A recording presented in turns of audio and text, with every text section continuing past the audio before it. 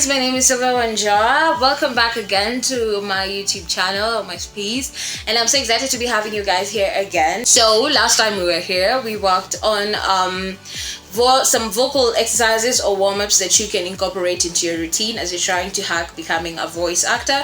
So this time we're going to do something a little more detailed. We're going to work on understanding your voice or understanding character voices.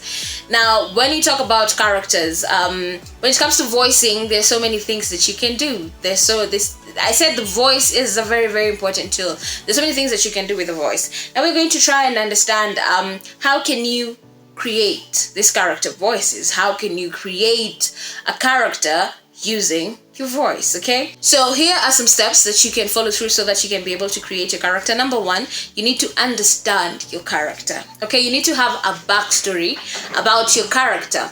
Who is your character? Where are they from? How are they raised? What is their personality like? You need to have a background story. Now, this reminds me of when I took an acting class, whereby before you begin understanding the lines or trying to memorize the script, you needed to create a character bible for your character, like break it down. Who are you? What's your age? What are your likes? What are your dislikes? Where do you live? Do you have parents? Do you have siblings? What is your personality like? What are your strengths? Just break it down. So you need to have a backstory for your character so that you can get incorporated into the character better. Yeah, I think that's it. So another thing is physical traits. That will help you visualize the character and it'll help you build the character in a better way. So physical traits like what's the color of their hair, how tall are they tall or short, what's their skin color, what's their size, are they big, are they tiny? So with the physical traits, it'll help you even figure out the pitch and tone. Okay, so that if you're dealing with someone who's small in size, let's say a child, you know that the pitch definitely has to be high. And since the child is energetic, they have to have an upbeat tone because they're all over the place. They're so energetic. They have so much energy to keep going around. So another thing is emotion and motivation. What is your character feeling throughout this course of their journey? What are they feeling? Okay, if you are maybe doing a commercial, what are you feeling about this commercial? Are you excited? Are you looking forward to making sure that information is passed along? If it's an animation, are we happy? Are we sad? Are we angry? Are we, what is motivating your character? What makes them who they are? Okay, what are they feeling? What emotion stands out in their delivery? Okay, so number two, we have experimentation with a voice modulation. The voice is a very, very amazing tool. You can decide if you want your pitch to go high or you can go low, or you have a range to work on. Okay, remember when we talked about your range, your vocal range? There's so much that you can do with it, depending on how high you can go and how low you can go, and just playing with the pitch and the tone and the voice control that you have. Okay, so number one, with experimenting in voice modulation, we have pitch. You can go high. If we're dealing with a child or someone who is young, the pitch will definitely go high. And if we're dealing with someone who is more authoritative, more wise, we have the pitch will definitely go low, because this is someone who is trying to pass across something that is more informative, more serious. So the pitch definitely goes down. Another thing is when it comes to tone, modifying tone, it can give life to a character. Because if you're dealing with a young person, that means that the tone has to be upbeat. It has to be very energetic so that you can know this is a young person. And if it's someone who is a bit more composed or let's say older, the tone will be more calm and cool. It'll be a cool tone. Okay, another thing is pace. You need to change your speed depending on what your character is conveying. There's some cases whereby if your character is nervous, that they will speak at a very fast pace because maybe they're trying to get through with whatever scene is happening really fast. But when it comes to let's say you're having a conversation, a very serious conversation, it's not something that you're going to do in a very fast pace. Okay, it has to be very systematic. Make sure that the the pace is well modulated. So another thing that you can do so that you can be able to create the characters, remember we've talked about understanding your character, and then number 2 we've talked about experiment with voice modulation. Number 3 we're going to talk about develop unique speech patterns. Develop unique speech patterns. Number 1, that you can do that using accent or dialect. Now, as you all know, I'm a Kenyan native, so there are some times whereby I make videos and that ra and la sound sometimes escape me, or I might be speaking in English and somewhere in between that local dialect just slips in, okay? That can help you create a very unique character, or that accent can help you create a very unique character, such that if someone is maybe watching an animation and they hear an accent, let's say from a place like Jamaica, they can relate more with this character, and even though they're not watching, just listening to it, they're like, that's definitely such a character. It'll give it more life and it'll make it unique. Another thing is speech quirks. Now, these are scenarios where I'm pretty sure you've watched an animation that there's a particular character who says a particular word repeatedly. It could be, oh no. Anytime something happens, there's always a, oh no. You can even say it along with them because, anytime something big happens in the animation, there's always that character that goes, oh no. Even when they're happy, oh no. Even when things are, you get what I'm saying? Yeah, I'm really excited about this topic. But yeah, so that's a thing. Or maybe stammering. That's a speech quirk. They can decide my character is unique. Maybe I can make them stutter a bit. Anytime maybe they're saying a complicated word, like maybe exaggerate. So instead of going exaggerate, they're going to go exaggerate, or maybe add bits of a twist to a particular word. Like not saying it the way we are used to. So yeah, that's another thing. Then the last thing in developing unique speech patterns, we have volume. So adjust the volume to match the character's personality. If the character is more outspoken, more adventurous, more outgoing, definitely their pitch will be higher and their volume will be higher because they're all over the place. But if a character is more timid and more conserved, they will definitely have a lower tone, a cool tone, and the volume won't be as high. So that's another way to create very, very unique speech patterns for your characters. Another thing is incorporating physicality. Number 1, that is through mouth movements.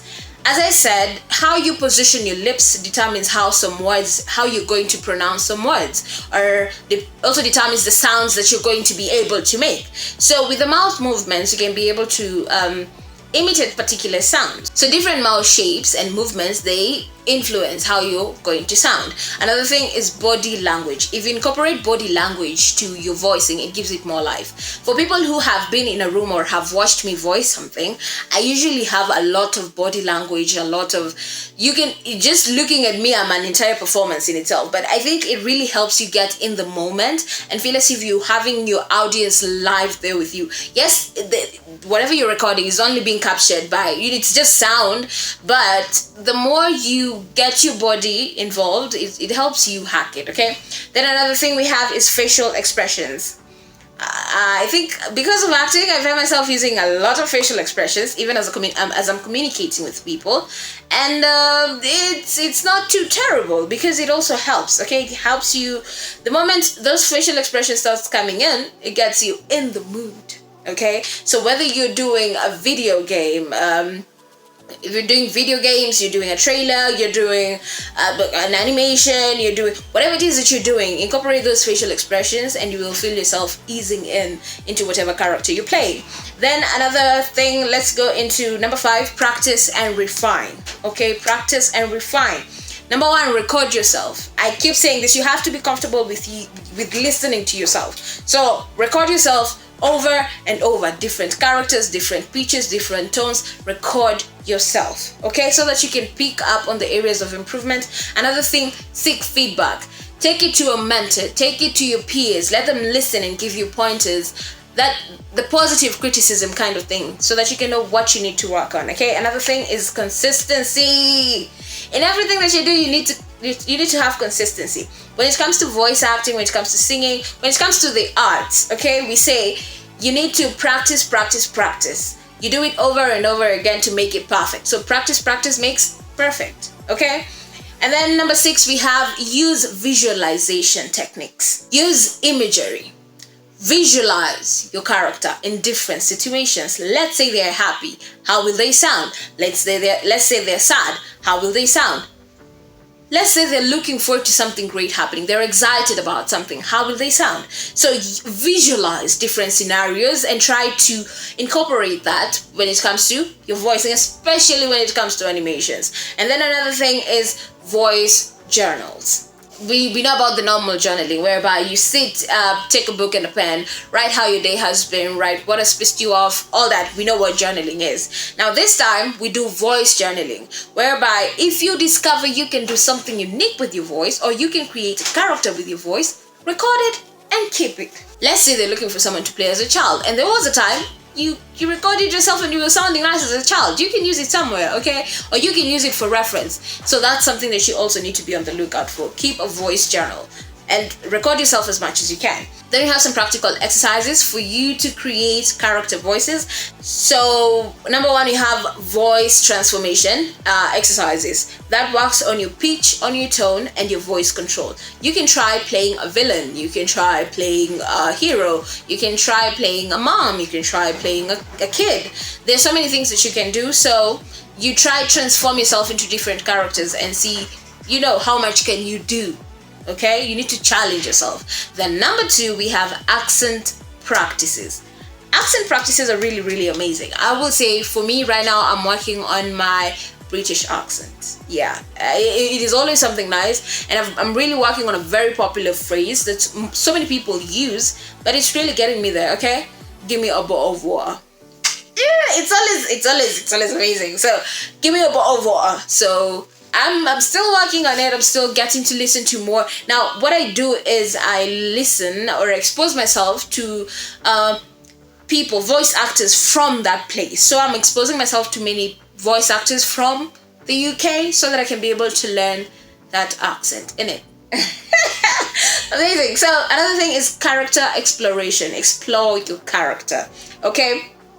Pick a character from a book, pick a character from a movie, and then try to explore, get to understand them, try create something with the character that you have picked. I don't know if you have met people that sound like almost everyone you know. They will do a Trevor Noah voice, they will do with Idris Elba voice, they will do a Dwayne Johnson voice, they'll do a Kevin Hart voice, and they're all in different vocal ranges. But now that's the beauty of it. That's the beauty of voicing. So you can pick a character from a book, from a movie, work on it, master that. But I'm not saying again change who you are. I'm just saying you can add more to your voice journal.